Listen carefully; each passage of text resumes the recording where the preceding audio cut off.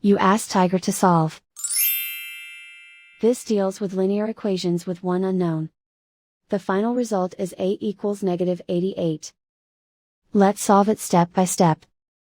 Group all constants on the right side of the equation. Subtract 50 from both sides. Group like terms. Simplify the arithmetic.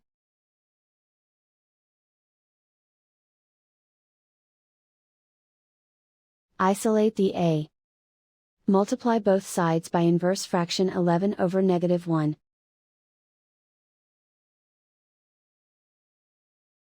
Group like terms. Multiply the coefficients. Simplify the arithmetic.